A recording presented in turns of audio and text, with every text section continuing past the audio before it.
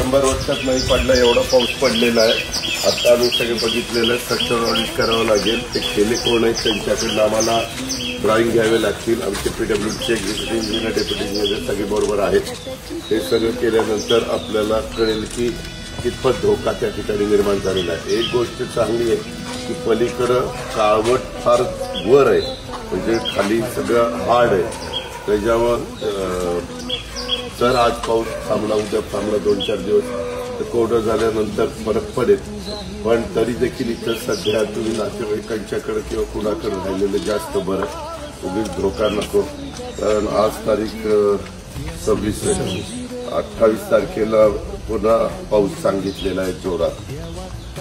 Red alert काही भागामध्ये सांगितलेला आहे. तर सगळ्या नागरिकांना माझी विनंती आहे की तुम्ही पण सहकार्य करा. जे निसर्गाच्या पुढे आपण काही करू शकत नाही, जी काळजी घ्यायला पाहिजे ती आपण सगळी घेतोय. पण तुम्ही घाबरून जाऊ नका. काही असेल तर ताबडतोब प्रांत तुमचे मामलेदारचे, चीफ ऑफिसरचे, राठोडांचे, इतरच्या PIचे 5ही नंबर देऊन ठेवा. कुठल्या संबंधित असेल तर त्यांना पोलीस असं ते सोपं जाईल लोकांना.